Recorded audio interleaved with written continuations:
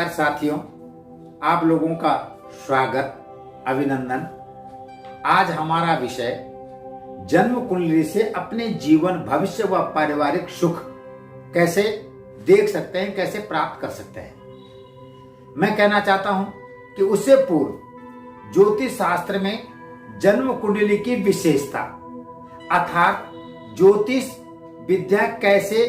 किसी व्यक्ति के जीवन को प्रभावित करती है। मेरा लक्ष्य है, मेरा उद्देश्य है इस प्लेटफॉर्म के माध्यम से ज्योतिष शास्त्र से जुड़े इस ज्योतिष ज्ञान के विद्या के ज्ञान को आप लोगों के साथ निस्वार्थ भाव से शेयर करना। ज्योतिष एक शास्त्र ही नहीं, एक विज्ञान है। हमारे ऋषि मुनियों ने हजारों वर्ष तपस्या करके,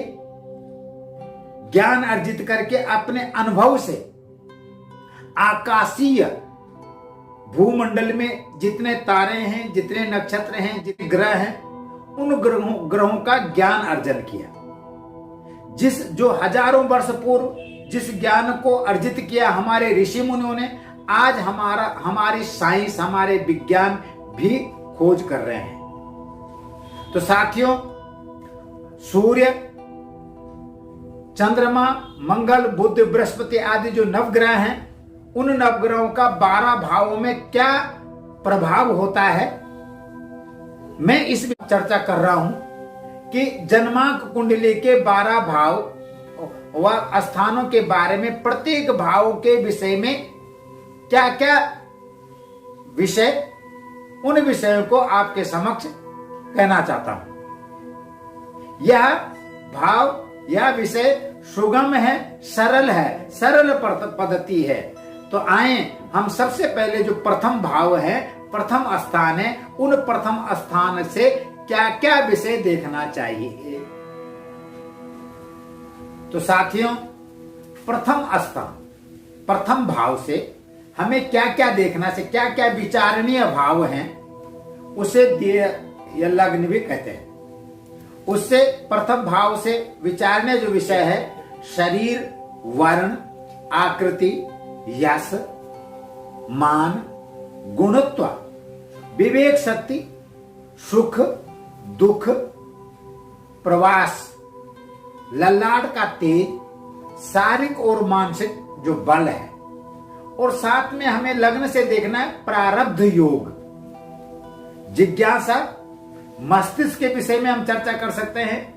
स्वभाव, सामाजिक प्रतिष्ठा, और इससे हम आयु, निद्रा, स्वास्थ्य, व्यक्तित्व और शरीर के चिन्ह, धैर्य, विवेक और रोग रोधक क्षमता आदि विषय हम प्रथम भाव से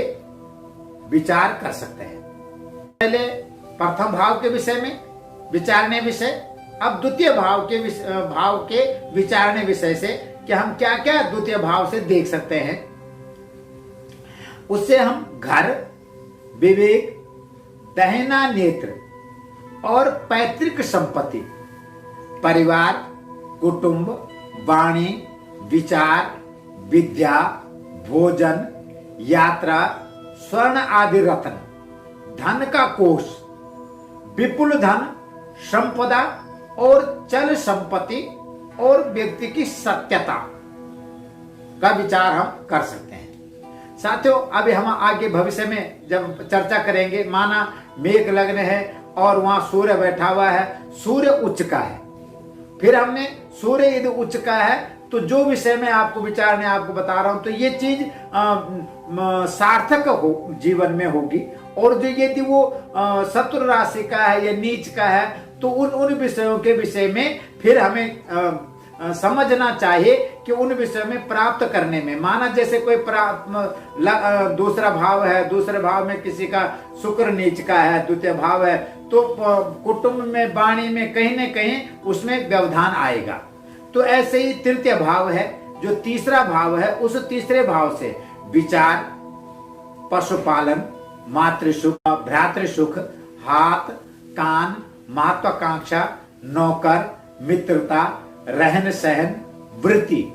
उसका जो उद्योग है कैसा होना चाहिए, समाज में मान प्रतिष्ठा कैसी होगी, अपयश कैसी होगी, साथ में हम खांसी, दमा, औषधि विज्ञान, कर्म और परिश्रम आदि के विषय में हम तृतीय भाव से विचार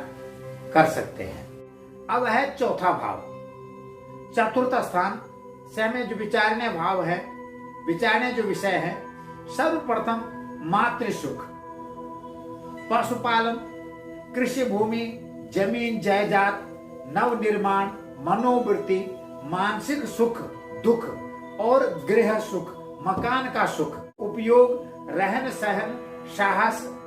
जीवन उन्नति, कार्य, ऐश्वर्य, कीर्ति, वाहन, सुख और प्राथमिक विद्या, संस्कार, दीक्षा, स्नेह और एक और चीज शरीर से संबंधित हृदय, फेफड़े, श्वास, अंग, नैतिक चरित्र और पिता के संस्कार आदि के विषय में हम चतुर्थ भाव से विचार कर सकते हैं, करते हैं। धन्यवाद, नमस्कार साथियों। अब आगे फिर हम पंचम भाव और षष्ठम, सप्तम, अष्टम भाव के विषय में आगे कल विचार करेंगे और मुझे विश्वास ही नहीं, आत्मविश्वास है कि आप लोग इस वीडियो को तन माता से सीखें और यदि किसी भी प्रकार की कोई संदेह है तो आप लोग इस संदेह को हम परस्पर समन्वय बना करके